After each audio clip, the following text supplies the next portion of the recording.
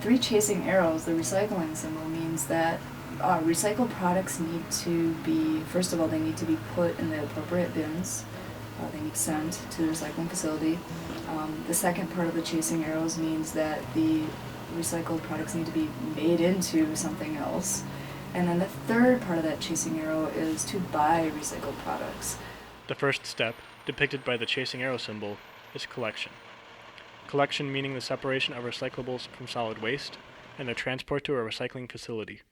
Collecting recyclables is the law in Wisconsin. In 1993, all clean paper products and glass, plastic, aluminum, and tin were all legally banned from landfills.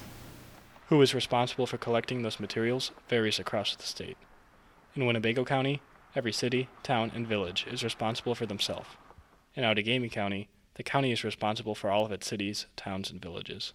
The facility that we own and operate here is one of the largest publicly owned and operated recycling facilities in the United States. This isn't only an Outagamie County facility, but it's a 3-county effort.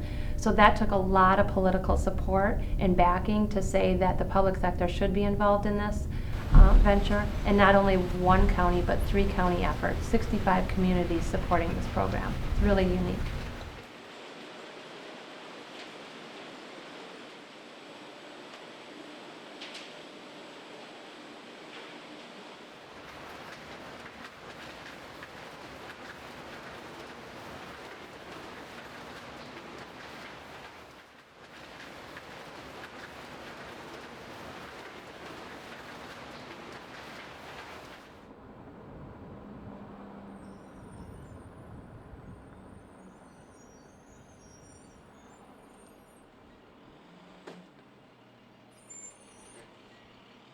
On a daily basis, the trucks are bringing back anywhere from about 10 to 13,000 pounds per truck. Currently we are using rear load garbage trucks and side loading automated recycling trucks. Now that we have single stream, you can put everything into one bin, which allows for automated collection, where a truck can come with an arm and dump the cart into the single-bodied truck.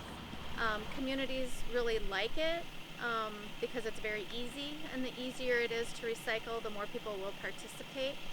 The city of Oshkosh saw a 20% increase in the recycling when they went to cart. Our trucks dump in the transfer station, and it's then pushed up by their loaders and then reloaded onto semis to be hauled to the Appleton MRF materials recovery facility.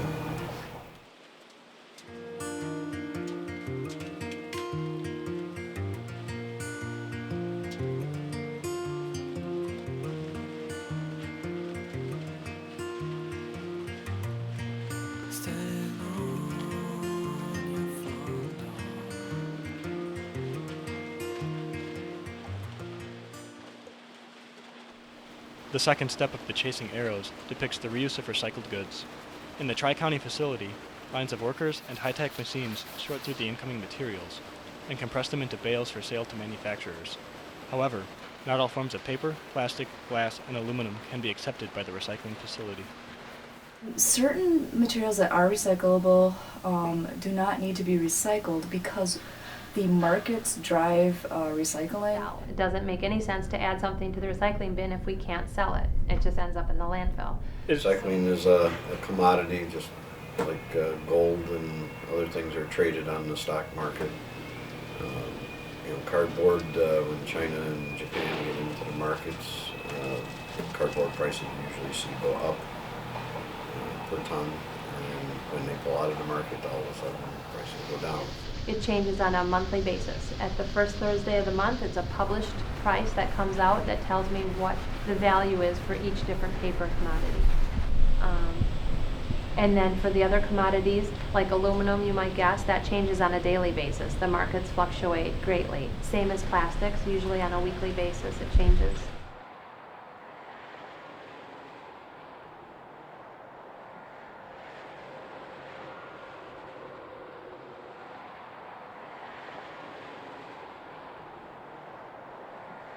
When you're talking about a landfill, it's high cost to get involved in the landfill business. To run a landfill, to build a landfill is millions and millions and millions of dollars. So people just don't say, hey, I should open a landfill. I've got $20 million. But usually in the solid waste and recycling field, competition is very limited.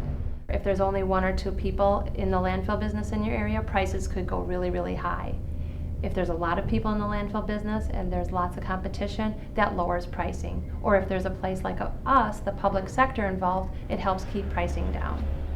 But we actually are in support of partnerships with private sector. We're not opposed to the private sector. We use them all the time. We think a partnership is the way to go.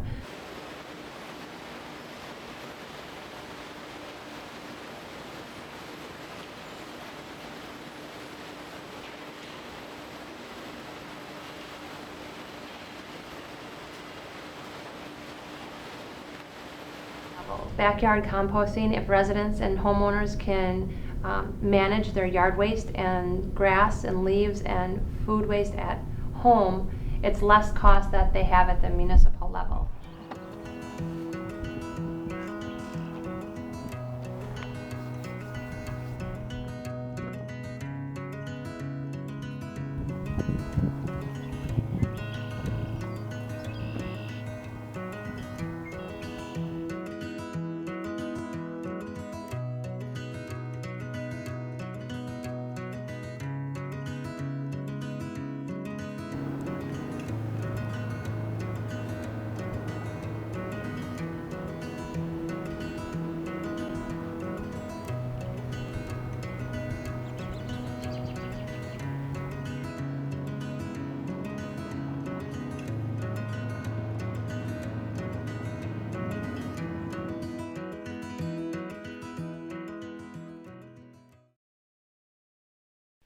The third step of the chasing arrows depicts the purchasing of post-consumer goods.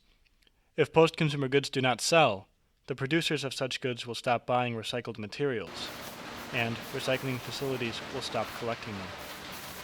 So, don't ever let a label that says made from recycled materials be a deterrent to buying something. If anything, that should encourage you to buy that product.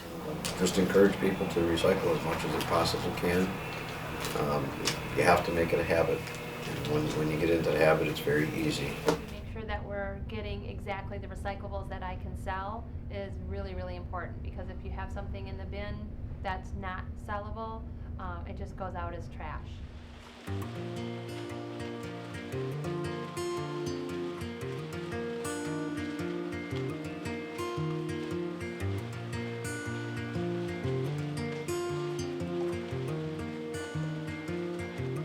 We are very much about reducing the amount of waste we send to the landfill. Even if it may impact the revenue stream on the landfill side, if we can reduce our landfill, that's our priority, because it's the best for the citizens.